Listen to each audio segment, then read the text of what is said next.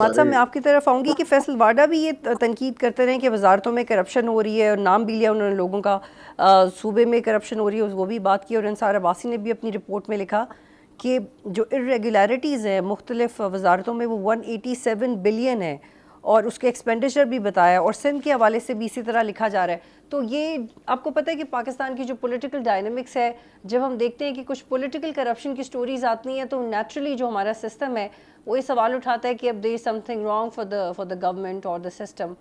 آپ اس کو کیسے پرسیو کرتے ہیں؟ دیکھیے، یہ تو پرائم منسٹر کا ثوابدید ہوتا ہے کہ وہ جس کو کابینہ میں شامل کرے یا نکالے لیکن اس میں بہت سے معاملات کو دیکھنا بھی پڑتا ہے، یعنی ایفیشنسی کو بھی دیکھنا پڑتا ہے، یہ بھی دیکھنا پڑتا ہے کہ کس صوبے کو، کس گروپ کو، کس جماعت کو کیا نمائندگی مل رہی ہے، تو کیا وہ معاملات بیلنس ہے۔ اگر وہ بیلنس ہے تو اس وقت تو پختونخوا سے صرف امیر مقام منسٹر ہے، اور امیر مقام کا تعلق نارتھ سے ہے یا شانگلہ سے، لیکن آپ کو ساؤتھ میں یا سینٹرل پختونخوا میں کوئی مضبوط وزیر نظر نہیں آئے گا۔ گو کہ نوشہرہ سے اختیار ولی، لیکن وہ تو ایک کوآرڈینیٹر ہے، وہ الیکٹڈ بھی نہیں ہے، لیکن سمر بلور کا تعلق پشاور سے ہے، اور وہ صوبائی اسمبلی کی ممبر بھی پہلے رہی ہے، آج کل ایم این اے ہے مسلم لیگ کی، لیکن ان کے قربانیوں کی تاریخ کو آپ دیکھ لیں، ان کے شوہر، ان کے سسر، ان کے گھر کے 8 درجن کے قریب لوگ شہید کر دیے گئے تھے، لیکن ان کو کابینہ میں ابھی تک نہیں لیا گیا۔ امکان یہ تھا کہ پختونوں کی ہمدردی حاصل کرنے کے لیے ان کو کابینہ میں لایا جائے گا، لیکن ابھی تک نہیں لایا گیا۔ دوسری طرف آپ دیکھیں، ہارون اختر سے بلال اظہر کے ابھی تک کے لوگ کابینہ میں شامل ہیں، لیکن ان کی کارکردگی کیا ہے؟ کیا ان کے حوالے سے کوئی ایسی پرفارمنس سامنے آئی ہے جس نے مملکت خداداد کو کوئی فائدہ پہنچایا ہے؟ تو یہاں پر معاملہ یہ ہے کہ جو میں سمجھتا ہوں کوئی بیلنس نہیں ہے۔ کابینہ کی تشکیل جو ہوئی تھی، اور وہ یہ کئی سال پہلے ہوئی تھی، تو اس میں اب وقت آ گیا ہے کہ بدلتے ہوئے حالات کے تناظر میں اس میں تبدیلیاں لائی جائے، اور ان لوگوں کو سامنے لایا جائے جن کے عوامی رابطے مضبوط ہو، کیونکہ حکومت کو مقبولیت کے حوالے سے مشکلات کا سامنا ہے۔ ابھی تک کو مسلم لیگ نون گو کی کئی مرتبہ اقتدار میں رہی، لیکن ان کی مقبولیت کو اس طرح ڈیمیج ہوتے ہم نے پہلے نہیں دیکھا تھا جو اس وقت ہے، تو اس کی ایک بڑی وجہ بھی۔ ٹھیک ہے حماد، آپ کو لگتا ہے کہ یہ چینجز، پہلے تو بتائیں کہ کس طرح کی چینجز آ سکتی ہیں؟ پرائم منسٹر نے کچھ لسٹیں بھی منگوائی ہیں، وہ چینجز کس طرح کی ہو سکتی ہیں؟ فائنانس منسٹری کے حوالے سے ہم بڑا سن رہے تھے، ہم نے سوال بھی پوچھا، ہمیں بتایا گیا کہ کوئی چینجز نہیں آ رہی، تو کس طرح کی چینجز آپ ایکسپیکٹ کر رہے ہیں؟ اور ایک سوال میں آپ سے جاننا چاہ رہی ہوں کہ اگر گورنمنٹ کے لیے کوئی مشکل نہیں ہے تو جو گورنمنٹ کا ووٹ بینک ہے وہ پھر پورے صوبوں میں کیوں نہیں پھیلا؟ کے پی میں کیوں نہیں پھیلا؟ سندھ میں وہی پیپلز پارٹی کا اسٹرانگ ہولڈ ہے، کے پی میں ایک پی ٹی آئی کی ایک حد تک سپورٹ ہے، پھر چھوٹی جماعتیں ہیں، تو اگر یہ بہت بہترین پرفارم کر رہی ہوتی گورنمنٹ تو وہ ایک سپورٹ بھی آتی، وہ سپورٹ تو میں تو انکریز نہیں ہوا، پھر ہم کیسے کہہ سکتے ہیں کہ گورنمنٹ کے لیے چیزیں ٹھیک ہیں، اور کب تک ٹھیک رہیں گی؟ حماد دیکھیں صاحب۔ مسئلہ یہ ہے کہ دیکھیں مسئلہ یہ ہے کہ اس حکومت کی مقبولیت میں اضافہ کیوں ہو یا ووٹ بینک کیوں پھیلے۔ یعنی حکومتیں چلتی ہیں تو دو چیزیں بہت اہم ہوتی ہیں، ایک معاشی صورتحال، کہ آپ کی معاشی صورتحال بہتر ہو، آپ زیادہ سے زیادہ لوگوں کو غربت سے نکالیں، انہیں بہترین زندگی کی طرف لے جائیں، انہیں انسینٹیوز دے، ان کو ریلیف دے دے عوام کو، وہ کہاں سے ملا ہے؟ اور جو فائنینس منسٹر ہے، کیا ان کا تعلق مسلم لیگ نون سے ہے یا وہ ان کو جواب دہ ہے؟ ایک بات تو یہ۔ دوسری امن و امان کی صورتحال ہوتی ہے کہ ملک میں امن و امان کی صورتحال بہتر ہو، فضا سازگار ہو، لوگ پرسکون ہو، انڈسٹری لگے اور معاشی صورتحال بہتر ہو جائے، اسی سے منسلک ہوتے ہیں معاملات، لیکن امن و امان کے ذمہ دار محسن نقوی ہیں۔ تو کیا محسن نقوی مسلم لیگ نون کے ہیں؟ کیا وہ پرائم منسٹر شہباز شریف کو جواب دیں؟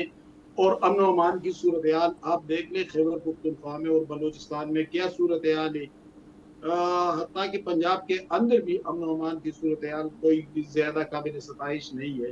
تو جب ان دو چیزوں پر حکومت قابو بھی نہیں پا رہی ہے، جب یہ دونوں معاملات حکومت کے ہاتھ میں بھی نہیں ہے، تو پھر ووٹ بینک کہاں سے پھیلے، مقبولیت میں اضافہ کیسے ہو؟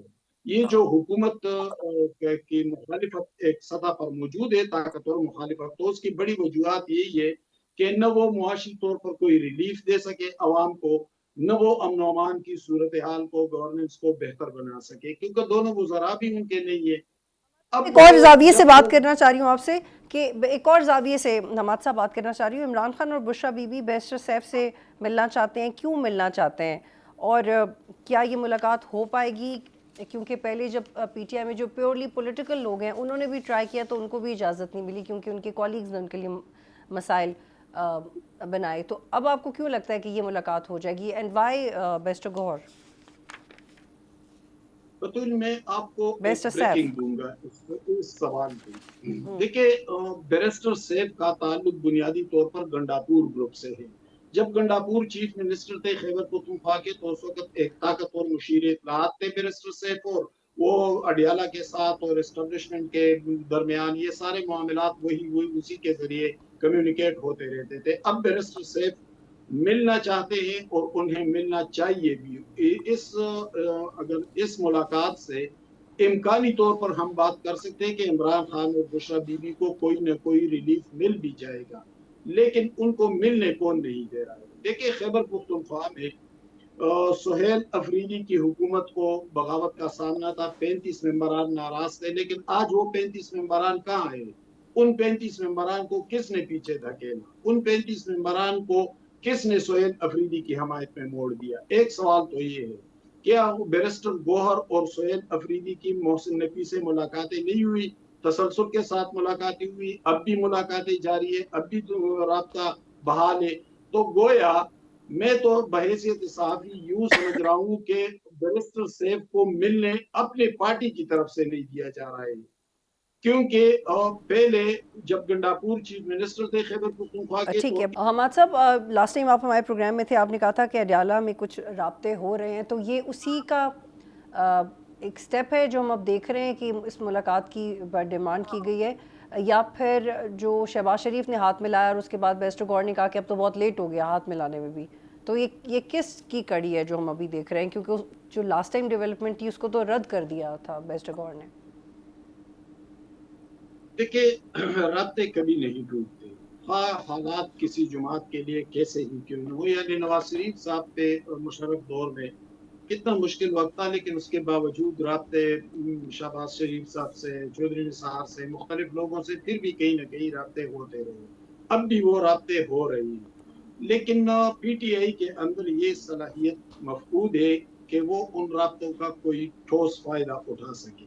ایک تو وہ فائدہ اٹھانے کی صلاحیت نہیں رکھتے، دوسری بات یہ ہے کہ اندر کی جماعت کے اندر کھینچاتانی کا سلسلہ مسلسل جاری ہے۔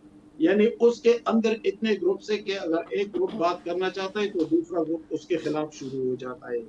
اب بیرسٹر سیف کو اگر ملنے دیا جائے یا اس ملاقات کے لیے راہ ہموار کی جائے، اور میرے معلومات کے مطابق یہ راہ پی ٹی آئی کے بعض لیڈران کر بھی سکتے ہیں، ان کے رابطے ہیں اوپر کی سطح پر، لیکن چونکہ بیرسٹر گوہر کا تعلق ایک اور گنڈاپور گروپ سے ہے، تو وہ نہیں چاہتے کہ وہ عمران خان سے ملے۔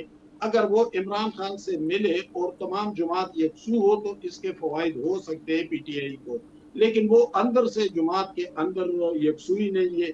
ایک مسئلہ تو انہیں یہ درپیش ہے۔ دوسری بات یہ ہے کہ حکومت ان کو مذاکرات کی آفر تو دے دیتی ہے، لیکن پھر بعد میں کیا ہوتا ہے؟ یعنی نومبر 2025 میں بھی میاں شہباز شریف صاحب نے اسمبلی فلور پہ کہا تھا کہ آئے مذاکرات کر لیتے ہیں، لیکن کیا اس کے بعد ٹھیک کوئی ہے، مذاکرات میں ہوئے تھے؟ محسن بیگ صاحب کو شامل کرتی ہوں۔ سبسکرائب کریں اور بیل دبائیں تاکہ کوئی خبر رہ نہ جائے۔